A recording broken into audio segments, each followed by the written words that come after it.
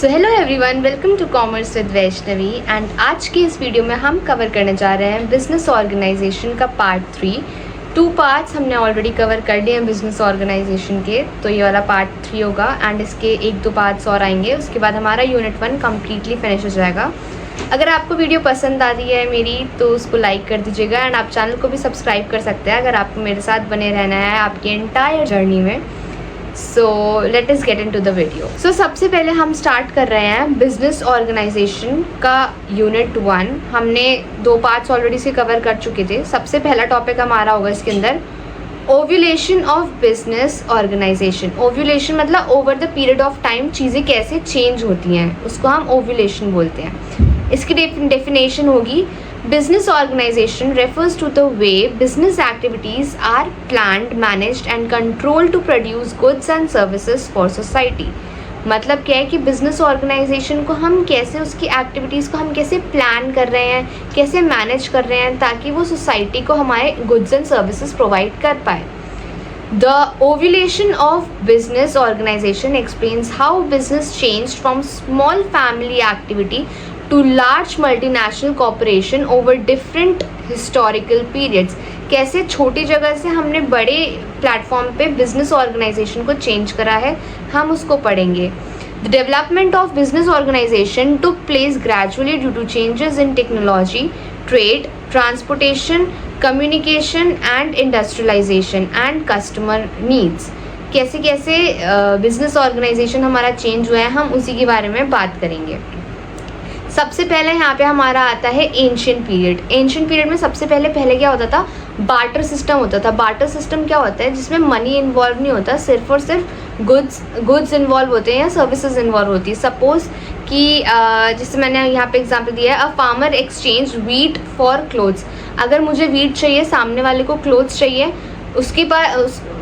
उसके पास वीट है और मेरे पास क्लोथ्स हैं, ठीक है, तो हम दोनों आपस में एक दूसरे का सामान एक्सचेंज कर सकते हैं। इसको हम बार्टर सिस्टम बोलते हैं। सेकंड है फैमिली बेस्ड बिजनेस। अब इसमें क्या होता है, बिजनेस एक्टिविटीज़ वो controlled by families, family control करती थी और ये क्या होता था, पास ऑन होता था। एक जनरेशन, जैसे मैंने जो काम करा मेरा बच्चा भी वही काम करेगा, उसका बच्चा भी वही काम करेगा, ऐसे होता था। थर्ड आता है इसमें small scale production. Production was limited because machines were not available उस टाइम पे। पहले की बात कर रहे हैं, एंशिएंट पीरियड की बात है। जैसे हैंडमेड ज्वेलरीज होती थी, हैंडमेड क्लोथ्स होते थे, मशीन मेड कुछ नहीं होता था उस टाइम पे। एग्रीकल्चर डोमिनेंस था हमारा। Almost 2/3 of our economy was dependent upon agriculture. इसको हमने 12th में इकोनॉमिक्स में पढ़ा था। Local trade was mostly limited to nearby villages and towns. Trade भी कम होता था क्योंकि ट्रांसपोर्टेशन की फैसिलिटीज़ इतनी ज़्यादा नहीं होती थी। तो क्या दिखा रखा है इसमें, वीकली विलेज मार्केट्स लगते थे, जिसको हम हाट्स भी बोलते हैं। अब ये है मेडिवल पीरियड, बीच का टाइम। अब इसमें क्या होता है, rise of guilds. Guilds were associated of merchants and craftsmen that control production and trades। अब यहाँ पे कौन राइज हुए, मर्चेंट्स राइज हुए एंड क्राफ्टमैन्स राइज हुए। ये क्या करते थे, they were a weaver guild deciding cloth prices and quality standards. अब इसमें बीच के लोग आने लगे, इसमें ये लोग क्वालिटी डिसाइड करते थे कि कैसी होनी चाहिए, प्राइजेस डिसाइड करते थे। सेकेंड है इसमें ग्रोथ ऑफ ट्रेड रूट्स। अब जो है ट्रांसपोर्टेशन के लिए जो रास्ते थे, नए नए ट्रेड रूट्स भी इसमें निकाले जा रहे थे। जैसे नया सिल्क रूट उस टाइम पर ढूंढा गया था बिटवीन एशिया एंड यूरोप, ठीक है। थर्ड आता है इसमें use of money. Money replace the barter system. पहले हमें अगर मुझे कोई नीड होती थी किसी चीज़ की, तो मुझे ऐसे इंसान को ढूंढना पड़ेगा कि जो सेम काम, जिसको मतलब सपोज़ अगर मैंने एग्जांपल दिया था कि मुझे क्या चाहिए, मुझे क्लॉथ्स चाहिए, सामने वाले को वीट चाहिए सपोज, तो मुझे ऐसा बंदा चाहिए होगा कि जिसके पास वीट हो और जिसको क्लॉथ्स चाहिए हो, ठीक है। अब यहाँ पे ये वाली प्रॉब्लम खत्म हो गई थी। मनी से क्या होता है, मैं सामने वाले को मनी दूंगी या सामने वाला मुझे मनी देगा और उस मनी से मुझे जो चाहिए मैं वो चीज़ खरीद सकती हूँ आगे जाके। तो यहाँ पे ये प्रॉब्लम कवर अप हो गई थी। फोर्थ पॉइंट आता है हमारा merchant class development. Merchants became important economic groups. अब क्या था, spice traders travelling from India to Arabia. इसमें मैंने हर एक पॉइंट में एग्जाम्पल्स मेंशन करे थे, जैसा आप लोगों ने बोला था मुझे कमेंट्स में, ठीक है। तो आप उन एग्जाम्पल्स की हेल्प से चीज़ों को और अच्छे से समझ सकते हैं एंड एग्जाम में भी एग्जाम्पल्स लिख के आइएगा। फिफ्थ हमारा आता है कॉटेज इंडस्ट्रीज। इसमें क्या है, women making woollen clothes at home, घर बैठे बैठे वो काम कर रही हैं, ठीक है। अब सेकंड हमारा आता है रिनेसेंस। अब इसमें क्या होता है, expansion of international trade, European countries started overseas trade. अब यहाँ पे क्या होता था, यूरोपियन कंट्रीज ने सबसे पहले क्या स्टार्ट करा था, ओवरसीज ट्रेड स्टार्ट करा था, ठीक है। Trade between European and Indian for spices and textiles, ठीक है। यूरोपियन और इंडिया में क्या हुआ था, स्पाइसेस के लिए नया ट्रेड स्टार्ट हुआ था। बैंकिंग सिस्टम डेवलप हुआ था उस टाइम पे हमारा। Merchants borrowing money for a sea voyages. Third आया था हमारा जॉइंट स्टॉक कंपनीज खुली थी। People invested money together and shared profits, आपस में कंपनी में इन्वेस्ट करते थे और उसके थ्रू उनको जो भी प्रॉफिट होता था, जो भी अर्निंग होती थी, वो उसको भी शेयर करते थे, ठीक है। इसका एग्जाम्पल क्या है, ब्रिटिश ईस्ट इंडियन कंपनी, इन्होंने हमारी कंपनी खोली थी, उसमें हमने ऐसा करा था। फोर्थ क्या है, कोलोनाइजेशंस। इसमें क्या था, European nation established colonies to obtain raw materials and market. अब बाहर से जो यूरोपियन कंट्रीज थी, जो ब्रिटिशर्स थे, उन्होंने क्या स्टैब्लिश कर रखा था, छोटी छोटी कॉलोनीज सेटअप कर रखी थी इंडिया के अंदर, जैसे कॉटन की कर रखी थी, जूट की कर रखी थी, जिसके थ्रू वो इनकम अर्न करते थे। फिफ्थ आता है हमारा इम्प्रूव ट्रांसपोर्टेशन, ट्रांसपोर्टेशंस की फैसिलिटीज़ अच्छी करी थी यहाँ पे। Ships and navigation techniques improved international businesses, जैसे जैसे ट्रांसपोर्टेशन, जैसे शिप ओवरसीज हो रहा था तो शिप के थ्रू हो रहा था, उनको भी इम्प्रूव करा गया था। कार्गोज लाए गए थे बड़े बड़े, ताकि उसके अंदर जो भी हमें सामान ट्रांसपोर्ट करना है, इसमें एग्जाम्पल ले रखा है हमने, टी का ले रखा है, सिल्क का ले रखा है, ठीक है। सिक्स्थ है हमारा बिगनिंग ऑफ कैपिटलिज्म। इसमें क्या था, private ownership and profit making became important. अब इसमें या तो प्राइवेट ओनरशिप होनी थी, या कोई किसी चीज़ को हम ओन कर रहे थे, या फिर आपको प्रॉफिट मेकिंग करना था हमें इसमें। Private traders owning factories and ships, सारे जितने भी प्राइवेट ट्रेडर्स थे वो क्या होल्ड कर रहे थे, वो नई नई फैक्ट्रीज जितनी खुली थी उसको होल्ड कर रहे थे, प्लस शिप्स होल्ड कर रहे थे, ठीक है। अब यहाँ पे हम बात करेंगे 19th सेंचुरी के टाइम की। इस समय कैसे टाइम होता था, इंडस्ट्रियल रेवोल्यूशन का टाइम था। मशीन्स किससे रिप्लेस हो रही थी, मैनुअल लेबर किससे रिप्लेस हो रहा था, मशीन से रिप्लेस हो रहा था। Example, textile factories using steam powered machines, नई नई मशीन्स आई थी। सेकेंड है इसमें factory system, large factories employed many workers, इसमें एम्प्लॉयमेंट मिल रहा था, जैसे cotton mills in England. Third था हमारा mass production, goods were produced in large quantities, ज़्यादा गुड्स प्रोड्यूस होते थे। Large scale production of clothes and steels.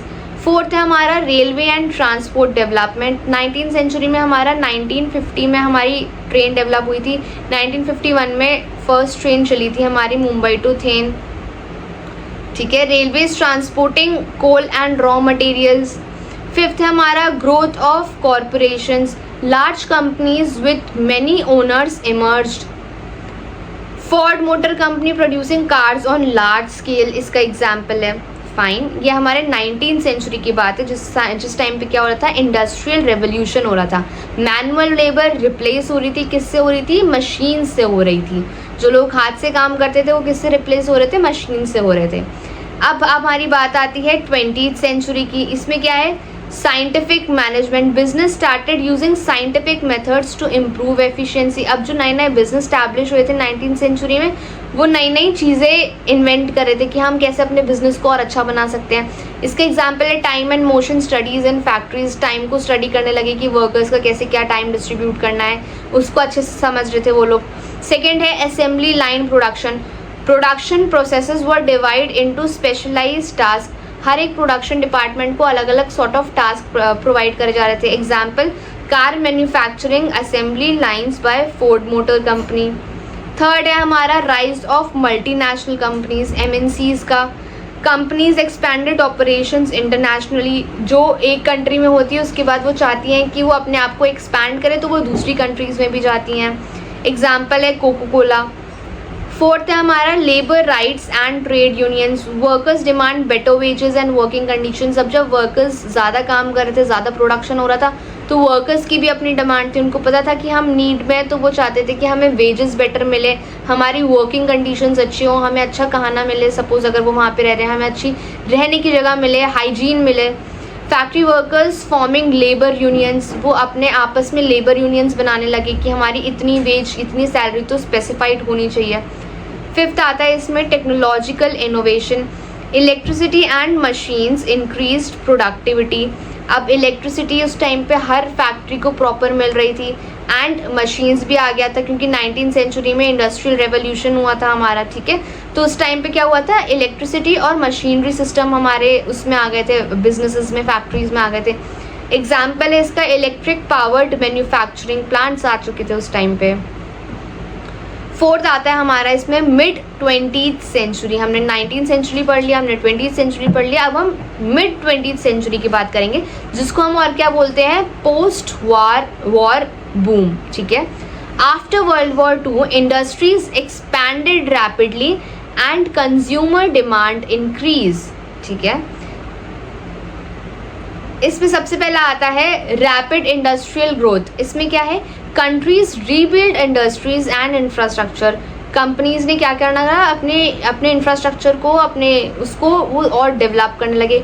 Growth of automobile and construction industry सबसे ज़्यादा इन्हीं में हुआ था।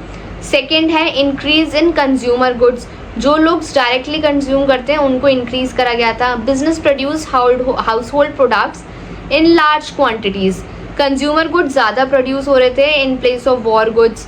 एग्जाम्पल रेफ्रिजरेटर्स हो गया, टीवीज़ हो गया, वॉशिंग मशीन्स हो गया। थर्ड है राइज इन एम्प्लॉयमेंट, अब फैक्ट्रीज इंक्रीज हो रही थी, सब इंक्रीज हो रहा था, तो लोग भी ज़्यादा लगेंगे काम करने के लिए, तो एम्प्लॉयमेंट भी इंक्रीज हो रहा था। फोर्थ है expansion of international business, global trade increase significantly. Example क्या है इसमें, जैसे Japanese electronic companies exporting products world wide. अब एक कंपनी से क्या हो रहा था, एक कंपनी अगर किसी कंट्री में, तो वो ओवरऑल अपने आप को MNC, जैसे हमने एग्जाम्पल लिया था, हर कंट्रीज़ में लेकर आ रही थी। अब बात करते हैं हम लेट 20th सेंचुरी की। इसमें क्या था, इसमें इंटरनेशनल एक्सपेंशन हुआ, MNCs आ गई थी। जैसे मैकडोनल्ड्स ने अपने कहा, मैकडोनल्ड्स जिस कंट्री का था, फिर उसने धीरे धीरे अपने आप को एक्सपैंड करना स्टार्ट करा, वो इंडिया में अपने आप को लेकर आया। सेकेंड है ई कॉमर्स का यूज़, इंटरनेट उस टाइम पे स्टार्ट हो गया था, और ई कॉमर्स लोग अपने जो भी बिजनेसेस थे उसको इलेक्ट्रॉनिक प्लेटफॉर्म्स पे लेकर आ रहे थे, ठीक है, मोबाइल्स पे लेकर आ रहे थे, फ़ोन्स पे लेकर आ रहे थे। थर्ड है एडवांस्ड कम्युनिकेशन। अब पहले कम्युनिकेशन क्या होता था, हम कैसे स्टोर ऑन करते थे कि लोग डायरेक्टली स्टोर पे आते थे एंड उसमें कांटेक्ट करते थे, हमसे बात करते थे। अब क्या हो रहा था, इंटरनेट आया था तो लोग मेल्स कर रहे थे, मोबाइल नंबर्स आ रहे थे, नई ऑटोमोबाइल फैसिलिटीज़ आ रही थी, वीडियो मीटिंग्स हो रही थी। एग्जाम्पल क्या है इसका, video meetings between offices in different countries. Fourth है ऑटोमेशन। ऑटोमेशन में क्या था, machines and robot performed many businesses. Example robotic assembly lines in car factories, ठीक है। आई होप इतना समझ आ गया होगा आप लोगों को, फाइन। सो अभी हमारे पास बचता है मैनेजमेंट थ्योरीज। ये हमने क्लास 12th में पढ़ी थी, तो अगर आपको वो याद है तो आप वो भी इसमें लिख कर आ सकते हैं। सबसे पहला है साइंटिफिक मैनेजमेंट थ्योरी।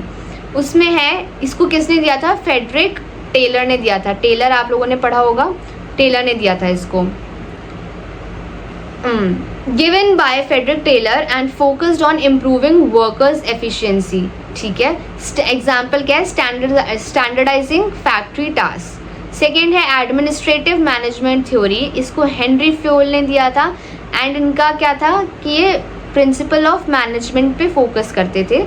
एग्जाम्पल हमने जितने 12th की बिजनेस स्टडीज़ की बुक्स में चैप्टर पढ़े थे, अब यहाँ पे जो कॉमर्स के स्टूडेंट होंगे उनके लिए बहुत ईजी होगा ये, चीज़ों को प्लान करना, फिर चीज़ें ऑर्गेनाइज करना, फिर डायरेक्टिंग करना, उनको कौन डायरेक्शंस देगा, कौन बताएगा, कौन हेड होगा, और उसको कंट्रोल करना ऑर्गेनाइजेशंस को, वो सब आएगा इसके अंदर। थर्ड आता है हमारा ह्यूमन रिलेशंस थ्योरी। अब इसको किसने दिया था, एल्टन मेयो ने दिया था। ये किस पे फोकस करता था, employee satisfaction and team work पे फोकस करता था। कैसे जो एम्प्लॉयज़ हमारे यहाँ काम कर रहे हैं उनको सेटिस्फैक्शन मिलेगा, उनको शांति मिलेगी, इस पे काम करता था ये। फोर्थ है हमारा ब्यूरोक्रेटिक थ्योरी। ये किसने दिया था, मैक्स वेबर ने दिया था। इसने फोकस करा था कि हायरार्की क्या होगी, टॉप लेवल कौन होगा, मिड लेवल कौन होगा, बॉटम लेवल कौन होगा, और एक फॉर्मल स्ट्रक्चर मेंटेन करा था इन्होंने। Example, government office following strict procedures, ठीक है, गवर्नमेंट ऑफिस में स्ट्रिक्ट मैनेजमेंट होता है। लास्ट टॉपिक हमारे पास जो आता है वो है modern management practices. Modern management में कैसे प्रैक्टिसेस होती थी, तो सबसे पहला आता है TQM, जिसको हम बोलते हैं टोटल क्वालिटी मैनेजमेंट। इसके अंदर क्या आता है, this focuses on continuous quality improvement. मतलब ऐसा नहीं कि हमने एक बार क्वालिटी इम्प्रूव कर ली तो बात खत्म, नहीं, हम कॉन्टिन्यूसली अपनी क्वालिटी पे फोकस करे रहेंगे। सेकंड आता है हमारे पास जस्ट इन टाइम डिलीवरी। इसमें क्या होता है, इसमें सपोज जब हमारे पास ऑर्डर आते हैं हम तभी फर्दर कंपनी से कांटेक्ट करते हैं कि हमारे पास एक ऑर्डर आया है, तो सपोज आप ये पार्ट्स उस ऑर्डर के बना के हमें दे दीजिए। तो इसमें क्या होता है कि हम पहले से ही स्टॉक मेंटेन नहीं रखते, हमारे पास जैसे ही ऑर्डर आता है हम वैसे ही सामान हम आगे फॉरवर्ड करते हैं कि हमारे पास 2 ऑर्डर आए हैं तो 2 ऑर्डर के हिसाब से आप सामान दे दीजिए। उसके बाद हम प्रॉपर पूरा सेट बनाते हैं, जो भी हम एक्सपोर्ट करें, सपोज फ़ोन कर रहे हैं या रोल्स रॉयस हो गया, गाड़ी हो गई, उसके पार्ट्स हमने मंगाए, टायर वायर लगाए, उसके बाद जिस कस्टमर ने मांगी थी उसको हम दे देते हैं, उसको हम बोलते हैं जस्ट इन टाइम डिलीवरी। तीसरा हो गया हमारा team work and participation. Employee आपस में पार्टिसिपेट करने लगे, आपस में डिसीजन मेकिंग करने लगे। Example, team meetings for solving work place problems. अब रोज़ रोज़ टीम मीटिंग्स कंडक्ट करवाते थे ताकि जो भी प्रॉब्लम फेस कर रहे हैं टीम आपस में एक साथ इकट्ठा हो एंड उसको सॉल्व कर पाए। लास्ट जो हमारे पास आता है वो आता है customer orientation, business focus on customer satisfaction.